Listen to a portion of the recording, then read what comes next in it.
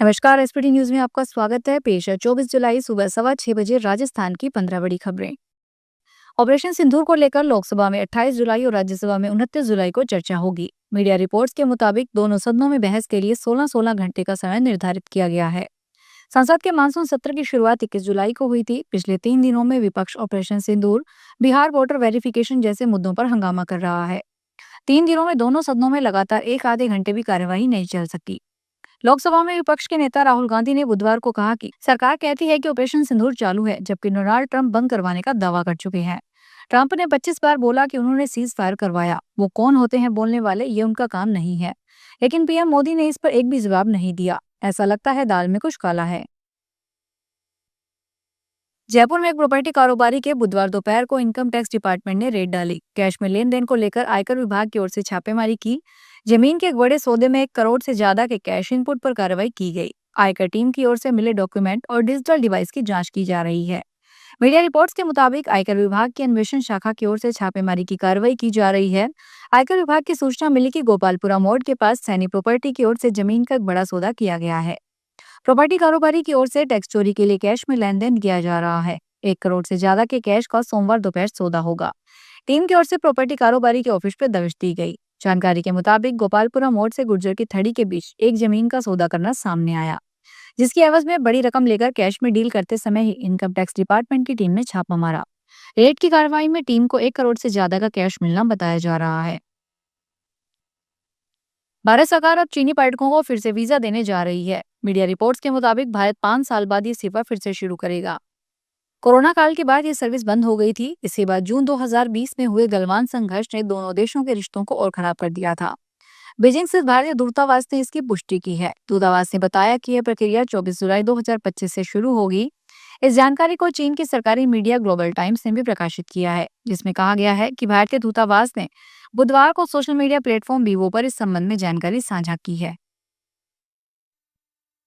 चित्तौड़गढ़ स्थित भगवान श्री सांवलिया सेठ को अजब गजब चढ़ावे आते हैं। पिछले दिनों पोकलैंड मशीन, डंपर, चांदी के रावण, फ्यूल मशीन, चांदी की हथकड़ी, बैलगाड़ी, पगड़ी तक भक्तों ने भेंट किए। अब एक भक्त ने चांदी की बुलेट के साथ गन और लहसुन दान किए हैं। दावा किया जा रहा है कि पहली बार ऐसा हुआ है कि किसी श्रद्धालु ने गन चढ़ाई है।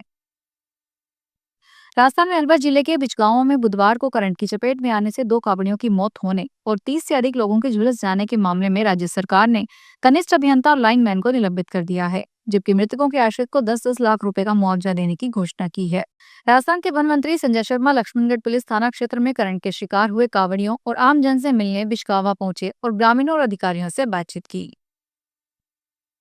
सिरोही जिले में रसद विभाग ने बुधवार को बड़ी कार्रवाई करते हुए कई अवैध बायोडीजल पंप को सीज कर दिया। यह कार्रवाई जिला रसद अधिकारी तेज सिंह मेड़तिया की अगुवाई में की गई। जिला रसद अधिकारी मेड़तिया ने बताया कि पिंडवाड़ा उपखंड अधिकारी मनसुख डामोर और तहसीलदार शंकरलाल की मौजूदगी में यह कार्रवाई की गई है।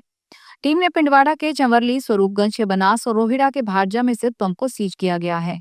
साथ ही देलधर की किवरली, रेवरदर के मीरपुर और मंडार के मगरीवाड़ा में संचालित पंप भी सीज किए गए हैं।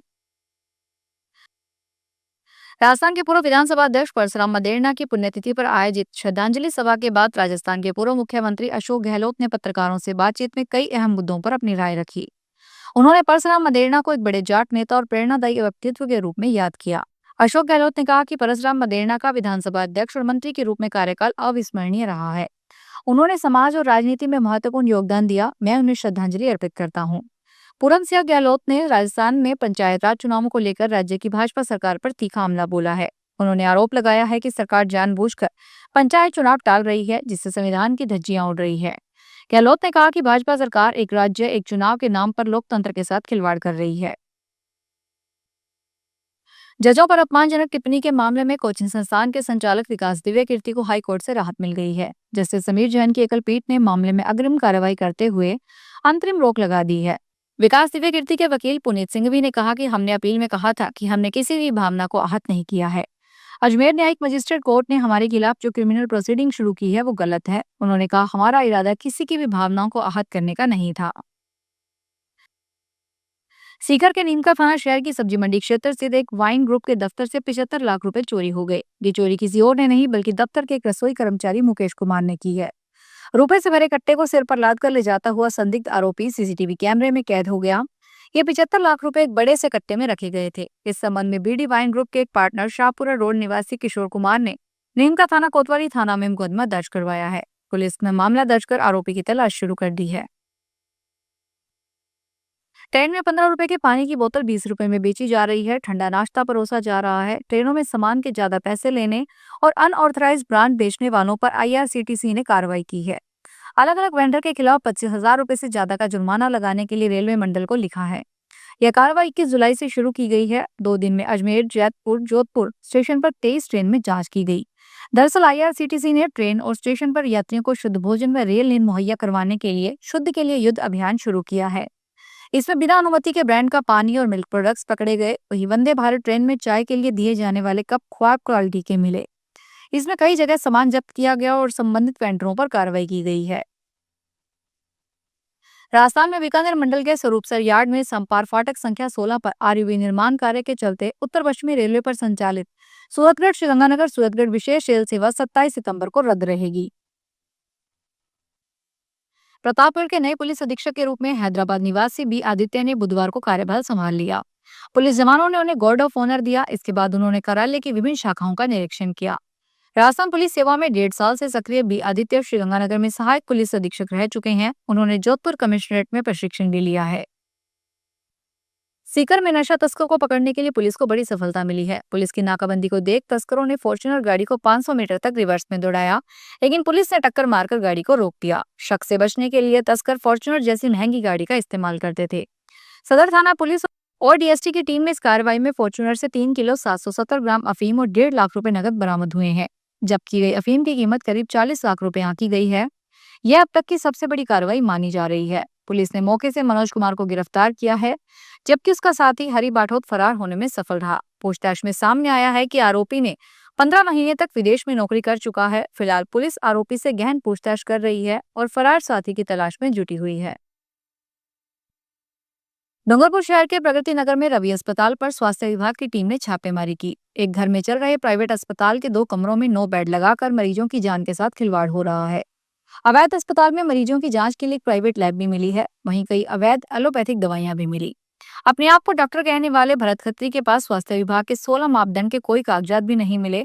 इस पर स्वास्थ्य विभाग ने उसे सील कर चस्पा कर दिया। Additional CMHO doctor Vipin Meena ने बताया कि प्रगति नगर में एक 2 मंजिला घर में रवि अस्पताल चला रहा था, जिस पर आज बुधवार को block CMHO doctor Rahul Jain, drug inspector Vinod Kumar, Ayurveda अधिकारी डॉक्टर जैन यादव समेत टीम के मौके पर पहुंचे तो हड़कंप मच गया।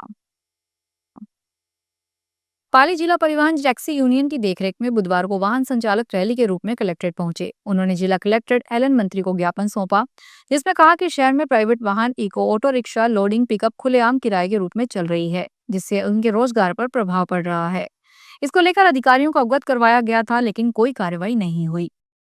तो ये थी राजस्थान की 15 सबसे बड़ी खबरें। अगर आपको हमारा बुलेटिन पसंद आया हो तो वीडियो को लाइक करें, दोस्तों को शेयर करें और चैनल को सब्सक्राइब करना ना भूलें।